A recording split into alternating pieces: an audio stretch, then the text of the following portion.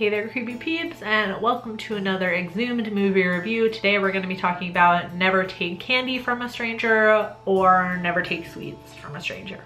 Really quick though, I want to say thank you to my creepy patron peeps for your support at my channel. Thank you so much. If you want to find out the perks to being a creepy patron peep, you can follow that link in the description box. Also, I feel like this was something that was suggested to me, but I couldn't find the suggestion anywhere. I have all my suggestion comments screenshotted, and I also have made like this huge master list of suggestions in a little notebook so that I can always, if I forget to write down who suggested it, I have the notebook and then I can make sure I can properly credit you.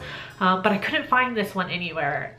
But somehow in the back of my mind, I feel like somebody suggested it.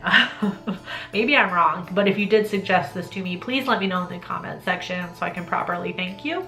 Never Take Sweets from Strangers follows Peter Carter, who meets official resistance when he finds his 9-year-old daughter has been the victim of the pedophile patriarch of the town's most powerful family. So first and foremost, I really liked this movie because it was so different from all the other Hammer horror films that I've seen before. I feel like they're kind of like old Universal movies where you expect them to be monster movies or creature features, but this was not the case. There's no monsters. Well, there is monsters, but they're human monsters. No creatures or anything like that. So different and yet so well done. Like for kind of branching out and doing something different, like this turned out really well. And I don't know if they were exploring this territory previously, given the nature of horror films in the 1950s, probably not, but they could have been. But this one just turned out really well. And it seems very fitting for the year it came out. This came out in 1960, and if you think about it, Psycho and Peeping Tom also came out at this time. And those two are credited with kind of starting this Psycho horror, where the monster is a human, where it's, could be your next door neighbor or somebody you work with or something like that. It's not this otherworldly monster. So I really feel like Hammer was was keeping with the times with this one, and I don't know where it came out in the year in relation to Psycho and Peeping Tom, but the movie manages to be pretty unsettling and scary without actually showing what happens to the girls, like at all. When I say girls, it's our main character, Jean Carter, who is the 9-year-old girl, and her friend run into this man, the senior Oldenkirk. Oldenkirk? No. What's his name? Oldendork? Oldendork? No. I wrote it down. Where the hell is it?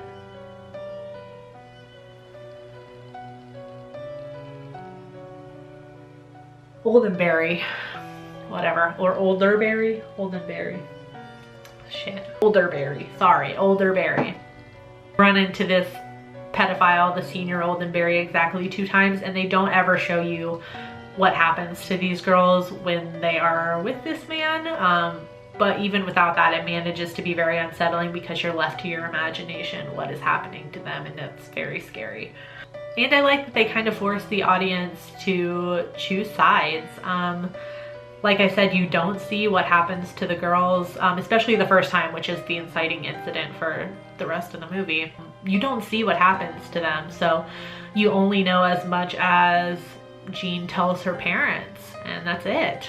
I feel like you're kind of forced to choose sides, but I feel like it's very easy to just rally behind Jean and be like, yes, something horrible happened to her, even though the evidence mounts against her or is contrived against her, because like I said in the summary, the Olderberries are like the big family of the town, so nobody wants to speak out against them, and yet everybody kind of knows that the senior Olderberry is a pedophile. And that's really the scary thing, that this town, instead of confronting him and, forcing his son, Olderberry Jr., to put him away in a home or somewhere where he can't get to children, they just pretend that it doesn't happen and make sure that they tell their kids to stay away from him, and that's it. And that's awful, and that's another very scary part of the movie,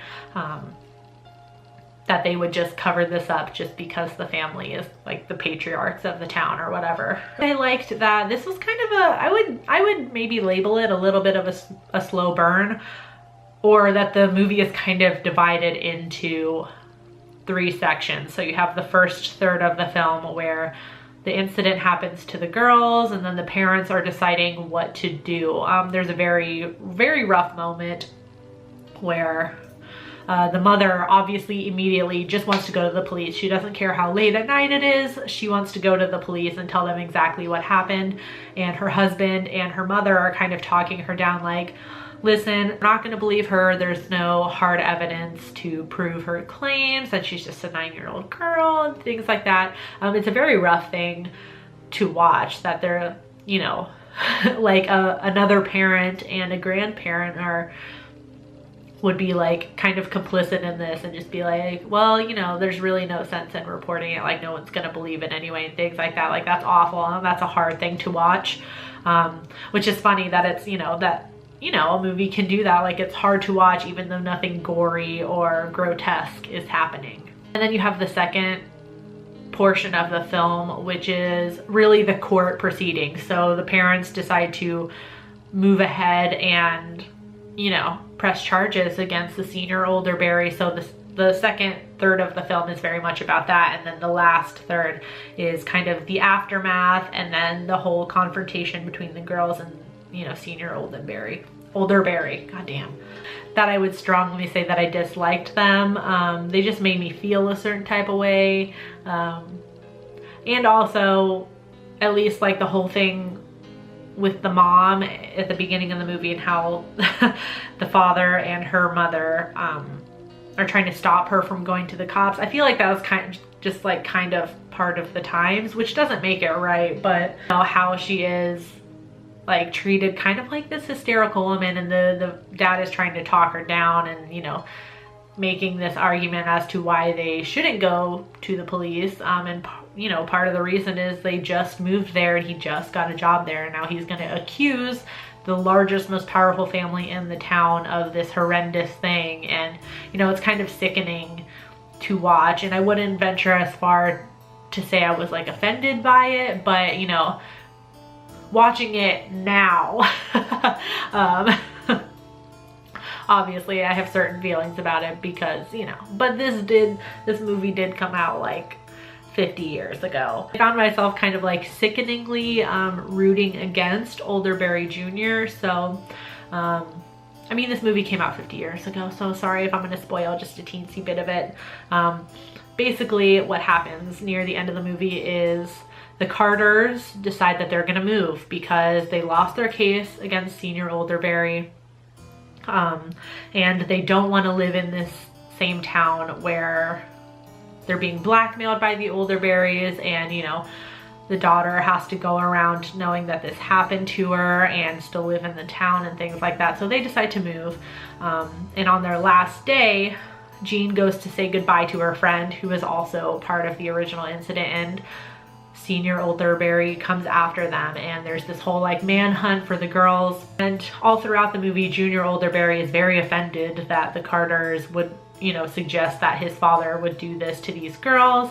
And so they're both on the search party. So you have Jean's father and Olderberry Jr. And we know that his father is bad and he is a pedophile and he's gonna harm these girls, but, you know, Junior Olderberry is still being an asshole and holding on to him being right. So like during the search party, they find his hat, like the son finds his hat, and you like as they get closer and closer, you're just like, I don't know, I just found myself being like, ha, look, we're proving you wrong. Like, just awful thing to like root for because of what it takes to prove that his father, you know, is very sick in the head, that it takes these two little girls being harmed, and that I was rooting for that in the movie to prove to this guy that is this fictional character that his dad was a monster.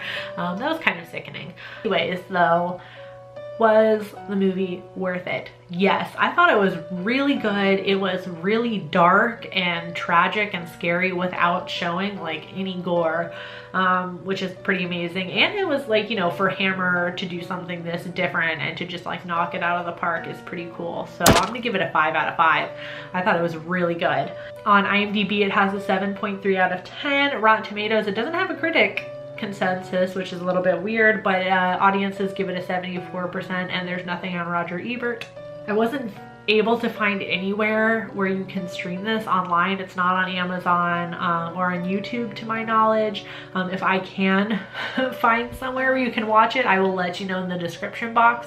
I saw this as part of a collection I had, so I had it on DVD, but like I said, if I can find somewhere for you to watch it, I'll leave a link in the description. So if you've seen Never Take Candy from Strangers / Never Take Sweets from Strangers, let me know in the comment section down below what you thought about it. As always, you can find me at all the normal social media places. The links to those are in the description box. You can also find me on my blog at nightmaremaven.com, morbidlybeautiful.com morbidlybeautiful.com as a contributing writer, and on their YouTube channel as a contributing host, as well as on patreon.com/nightmaremaven if you want to check that out and support the channel. I hope you enjoyed this video. If you did, please give it a thumbs up. Subscribe if you're new here and become a Creepy Peep today. I post videos Monday through Friday. Thank you so much for watching, and until next time, stay strange. Bye!